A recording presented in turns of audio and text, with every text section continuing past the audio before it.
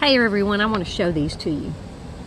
This has been 3 or 4 months in the making. This is a letter from Texas Parks and Wildlife for a bonded title review. Now let me tell you why we got this bonded title review. In case you're watching this and don't know about it, we got a boat. My son-in-law purchased a boat from a family friend who thought his dad had the title to the boat. Come to find out, his dad did not have the title. Now, the boy offered to give him the money back, but I told him I would go through the process because my son-in-law really wanted the boat. So I told him that I would go through the process of trying to get the bonded title. I wanted to check with Texas Parks and Wildlife and find out what I needed to go through to get this boat titled. And legally in his name so he could get it out on the lake and go fishing. If you plan on buying a boat on a bill of sale, you better plan on not trying to get it registered to take it out on the lake or in the rivers. Because let me tell you the steps we had to go through. If you're going to, I'm sorry, it's an airplane going over. If you're going to buy a boat on a bill of sale, plan to put it in a personal pond, or if you want to use paddles, you know, that you row the boat ashore with, that's fine. But do not plan on putting a motorized boat motor on it or make it motorized, because that's where the problems come in.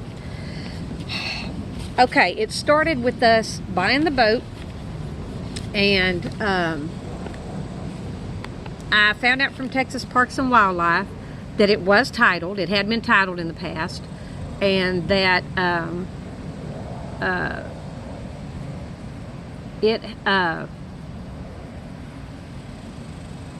sorry, I have lost my train of thought. It had been titled in the past. I found out the address of the person it had been titled to, went to the house because I was in the area, so I went to the house, and this is in the state of Texas, and I had to go to Conroe, Texas. And so I was in the house, or went to the house, and the person that answered would not even open the door. So that let me know, I mean, they opened the door just wide enough, like this wide, where I could hear them talking, but they wanted nothing to do with the conversation. When I asked them if the gentleman lived there that showed that address for the boat, they said he had never lived there, which was wrong because we had this as the last address. So that kind of made me happy, because what you have to do is you have to send a letter. There are like 7 different forms that you have to get from Texas Parks and Wildlife. There is a form that you have to mail off to the previous owner, and either they answer the letter and say, yes, it's my boat, bring it to me, or they send you a letter back, or the letter gets sent back to you that it could not be delivered. Well, the very first thing I did was I took it to get it inspected at the game warden. So I did that first. Well, it ended up that the hull identification number was scratched. So fortunately, the game warden told me it looked like the number had been weathered off and not scratched off, because if it had been scratched off, they would have taken the boat from me. They would have confiscated it. We would have lost the $450 that we paid for it, which was a very good deal, and this is why we were trying so hard to get it titled, because it's a 16-foot aluminum boat with I think it was a 25 horsepower motor on it, and the trailer. So the Parks and Wildlife has valued the boat and the motor at let's see, the average the bond amount, the value is at $1,160. I'm sorry, that's just for the boat. So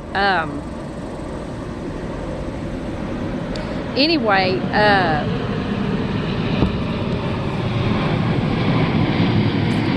lose my train of thought. I did it regularly.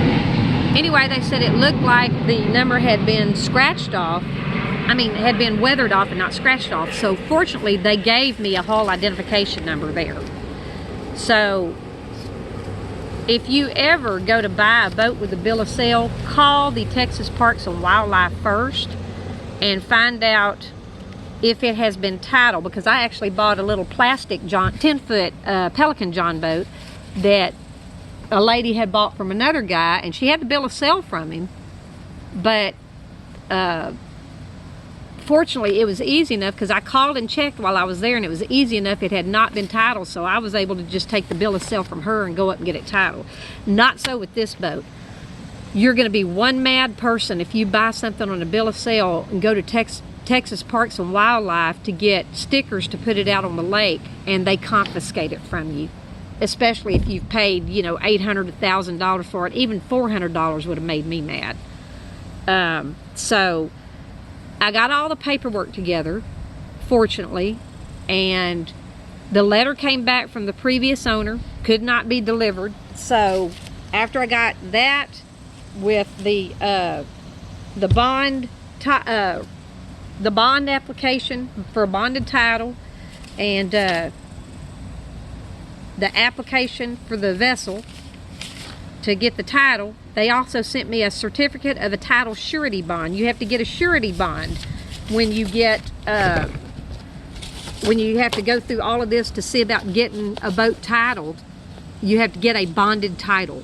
Okay, so once they clear the boat and everything's cleared on it, you've sent the letter off to the previous owner, you know, to make sure nobody has claim on it, then they will send this packet back to you, which is what I got, and I was so excited. We got this in last week.